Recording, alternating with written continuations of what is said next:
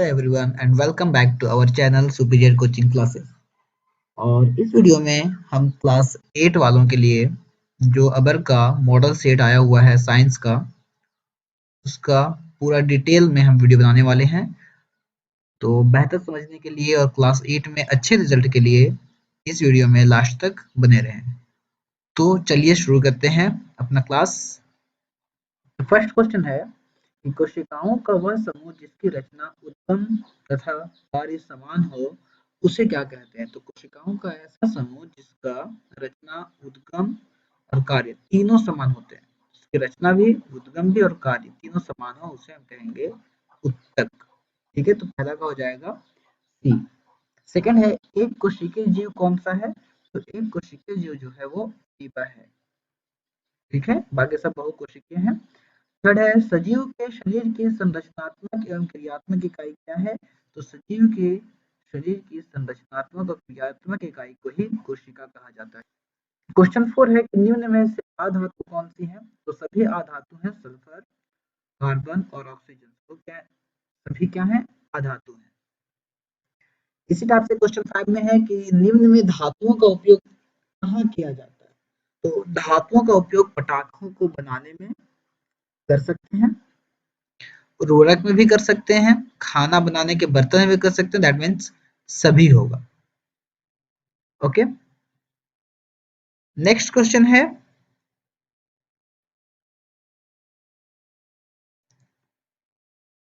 Question 6 है कि कौन सी एकमात्र आधातु है जो विद्युत की सुचालक है। ग्रेफाइट एक ऐसा धातु है जिसमें करंट पास होता है। इसका इस्तेमाल हम लोग पेंसिल में भी करते हैं जो लिखने के काम आता है, और बैटरी में भी इसका इस्तेमाल, विद्युत सेल में भी इसका इस्तेमाल किया जाता है। नेक्स्ट है सूक्ष्मजीव की वृद्धि को रोकने के लिए किसका उपयोग किया जाता है। सूक्ष्मजीव की वृद्धि को रोकने के लिए हम नमक का भी उपयोग कर सकते हैं, खाने तेल का भी इस्तेमाल कर सकते हैं, चीनी का भी, दैट मीन्स सभी का यूज कर सकते हैं। क्वेश्चन 8 लेग्यूम पौधों की जड़ों में कौन सा जीवाणु उपस्थित होता है। तो लेग्यूम पौधों की जड़ों में राइजोबियम जीवाणु उपस्थित होता है। तो ये तो हमारे हो गए क्वेश्चन 8। इसी तरह से क्वेश्चन 9 देखते हैं। क्वेश्चन 9 है कि भिंडी की पीत किस सूक्ष्मजीव से होती है। तो भिंडी का जो पीत होता है वो विषाणु से होता है। ठीक है। 10 विद्युत द्वारा किसी पदार्थ पर किसी वांछित धातु को निक्षेपित करने की प्रक्रिया को विद्युत अपघटन या विद्युत लेपन, विद्युत अपघटन नहीं, विद्युत लेपन कहते हैं। क्वेश्चन 11 है कि कौन सा घोल विद्युत का कुचालक होता है। तो आप देख सकते हो ए, बी और सी, ये तीनों विद्युत के सुचालक है, लेकिन जो आसुत जल है, शुद्ध जल जिसे बोलते हैं, ये विद्युत का कुचालक होता है। विद्युत अपघटन क्वेश्चन नंबर 12, विद्युत अपघटन का क्या उपयोग है। विद्युत अपघटन का उपयोग कहाँ किया जाता है। तो धातुओं के निष्कर्षण में भी किया जाता है, धातुओं के शुद्धिकरण में भी किया जाता है, और इलेक्ट्रोप्लेटिंग में भी किया जाता है। दैट मीन्स सभी में विद्युत अपघटन का प्रयोग किया जाता है। नेक्स्ट 13 है निम्न में कौन जीवों के जनन की अलैंगिक विधि है। जीवों के जनन की अलैंगिक विधि निषेचन कहते हैं। क्वेश्चन 14 है बाह्य निषेचन किसमें होता है। तो सभी में, मछली में, स्टारफिश, मेंढक, सभी में क्या होते हैं, बाहरी निषेचन होते हैं। 15 क्वेश्चन निषेचन के परिणाम स्वरूप क्या बनता है।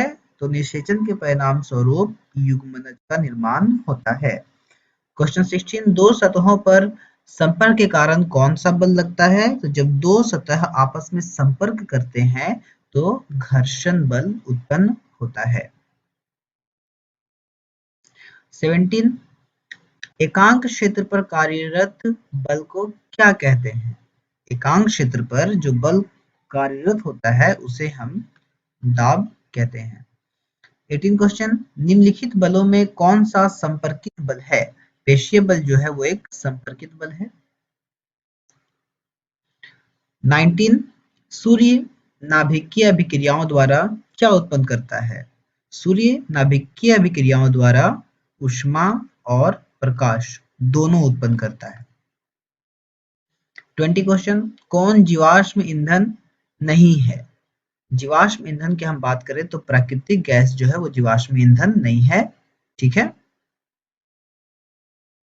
21 किसी पदार्थ के दहन के लिए क्या आवश्यक है? दहनशील पदार्थ का होना ये भी आवश्यक है, ज्वलन ताप का होना ये भी आवश्यक है, ऑक्सीजन का होना ये भी आवश्यक है। दैट मीन्स इसका आंसर सभी हो जाएगा। क्वेश्चन नंबर 22 बोल रहा है कि जीवन काल की वह अवधि जिस अवधि में शरीर में ऐसे परिवर्तन होते हैं जिसके परिणाम स्वरूप जन्म परिपक्वता आती है, उसे हम कहते हैं किशोरावस्था। क्रोध, चिंता एवं उत्तेजना की अवस्था में कौन सा हार्मोन उत्तरदायी है? क्वेश्चन नंबर 23 बोल रहा है तो क्रोध, चिंता ये सब जब हम करते हैं तो कौन सा हार्मोन उत्पन्न होता है? 23 क्वेश्चन, तो इसका हो जाएगा एड्रीनलिन हार्मोन। इस हार्मोन से चिंता, क्रोध ये सब जब हम लोग करते हैं तो यह हार्मोन हमारे बॉडी में उत्पन्न होती है। बच्चे के लिंग निर्धारण के लिए कौन उत्तरदायी है? बच्चे के लिंग निर्धारण के लिए पिता उत्तरदायी होते हैं। 25 क्वेश्चन, यदि आपतन कोण का मान 30 डिग्री है तो परावर्तन कोण का मान भी 30 डिग्री होगा। आप लोग परावर्तन के नियम अगर पढ़े होंगे तो याद होगा कि आपतन कोण परावर्तन कोण के हमेशा क्या होता है? बराबर होता है। ये आपतन कोण, ये परावर्तन कोण, हमेशा ये दोनों आपस में बराबर होते हैं। आपतित किरण, परावर्तित किरण अभिलंब। ठीक है, इसमें कोई दिक्कत नहीं है। 26 क्वेश्चन देखते हैं। समतल दर्पण से बना प्रतिबिंब होता है। जब भी समतल दर्पण से बनेगा प्रतिबिंब वो आभासी होगा और सीधा होगा, उल्टा नहीं होगा। 27 क्वेश्चन नंबर 27 क्या कह रहा है? वह यंत्र जो दृष्टि रेखा पर नहीं रहने वाली वस्तुओं को भी दिखा सकता है उसे हम कहते हैं पेरिस्कोप। पेरिस्कोप का यूज यही कहता है कि दृष्टि रेखा पर नहीं भी होगा तो भी वो हमें शो कर सकता है। 28 काटी गई फसल से बीजों या दानों को अलग करना क्या कहलाता है? फसल कटने के बाद जब हम उसे धान से भूसे को अलग करते हैं तो उसे हम क्या कहते हैं? तो थ्रेशिंग कहते हैं। अनाज के भंडारण के लिए अनाज में नमी की मात्रा क्या होनी चाहिए? तो अनाज में नमी की मात्रा 14% से कम होनी चाहिए। किस जीव को किसानों का मित्र कहा जाता है? केंचुआ को हम किसानों का मित्र कहते हैं क्योंकि ये मिट्टी की उर्वरक क्षमता को बढ़ाता है। क्वेश्चन नंबर 31 सूर्य के सबसे ऊपरी सतह का तापमान कितना होता है? तो इसका हो जाएगा 6000 डिग्री सेल्सियस। नेक्स्ट, निम्न में से कौन प्राकृतिक उपग्रह है? चंद्रमा एक प्राकृतिक। क्वेश्चन नंबर 33 बोल रहा है कि किस ग्रह का द्रव्यमान सबसे अधिक है? मतलब कौन सा ग्रह है जो सबसे ज्यादा भारी है? तो मंगल ग्रह सबसे ज्यादा भारी ग्रह है। ठीक है। 34 घर्षण हमेशा हानिकारक नहीं होगा, लाभदायक भी नहीं होगा। आरोपित बल की दिशा में कार्य करता है, आरोपित बल का विरोध में कार्य करता है। 34 का हो जाएगा डी, ये हमेशा विरोध में कार्य करता है घर्षण।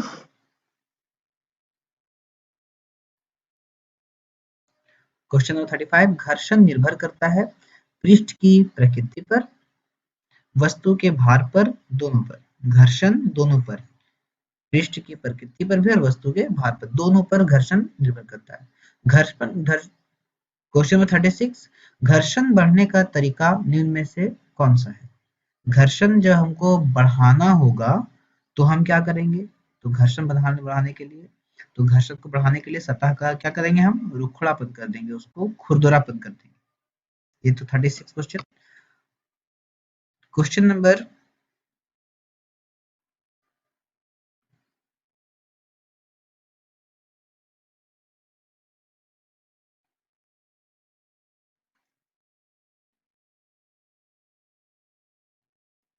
37 कह रहा है कि इनमें से कौन संश्लेषित रेशा है? तो नायलॉन एक संश्लेषित रेशा है। निम्न में 4R में नहीं आता, तो 4R में किसको नहीं लिया जाता? तो 4R में हम लोग देखे हैं, अगर याद होगा आप लोग को, तो रिमूव को 4R में नहीं लिया जाता। जब 5R यूज करते हैं तो रिमूव इंक्लूड किया जाता है। इनमें से कौन पिघल जाती है परंतु जलती नहीं है? कौन सी चीज है जो पिघलती है लेकिन जलती नहीं है, तो ये आ गया नायलॉन। आवृत्ति का मात्रक बिल्कुल आसान से क्वेश्चन है, हर्ट्ज जो होगा आवृत्ति का मात्रक। क्वेश्चन नंबर 41 देख रहे हैं, तो 41 कह रहा है कि एक कंपन में लगे समय को क्या कहते हैं, तो आवर्तकाल कहते हैं। आप लोग इसे बेहतर से पढ़े होंगे साइंस में, बहुत ही आसान चैप्टर है ये। ध्वनि 42 ध्वनि संचरित हो सकती है सभी में, ठोस, द्रव और गैस तीनों में ध्वनि संचरित हो सकती है, बस किसी में ध्वनि अधिक मात्रा में आवृत्ति उत्पन्न करती है, किसी में कम।